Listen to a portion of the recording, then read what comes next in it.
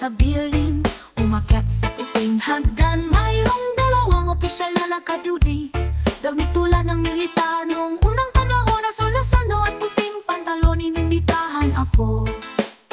Magalang habang nakayuko, nais kong ipahayag ang aking pasasalamat. Medyo maluwag ang kwarto sa loob, may marangya at antigong kasangkapan. Si Kitera ito, kaharap ko si Enin sa isang bunhat kebaya. Gumamit din ng batik na tela sa gilid. Sinabihan akong bumuko ng cross-legged sa sahig.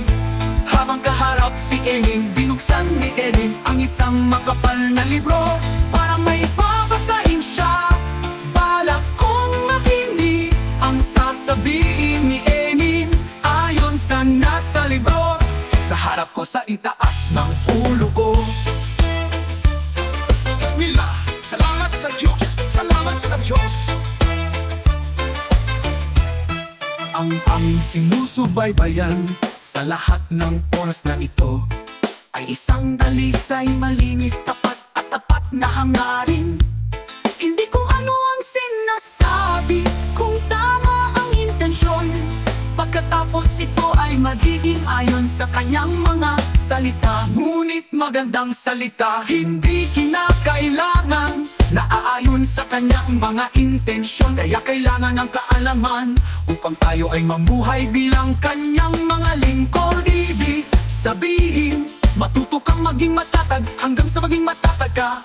Alamin ang tungkol sa pangako hanggang sa mahawakan mo. Matatag at patuloy na mag-aral para maging consistent ka. Tuparin ang lahat ng mga gawain at obligasyon. Yan ang debosyon mo sa makapangyarihang lumikha. Kasama nating lahat ang mga ninuno. Huwag kang tumahimik, ngunit tulungan ang mga nais tulungan, Upang magkaroon ng pagkakaisa at pagkakaisa sa patako ang ating gawain sa buhay na magkasama. lahat ng uri ng pagsusulit ay maaaring madaanan sa pamamagitan ng paraan. Dapat may determinasyon tayo upang manatili sa mga banal na intensyon. Ang layunin ay maglingkod lamang sa makapangyarihang lumikha. Ang landas ay ipinakita at kumalat.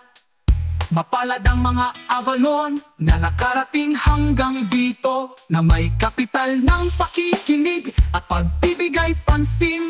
Lahat ng mensaheng na ihatid sa pamamagitan ng hindi kailanman nababato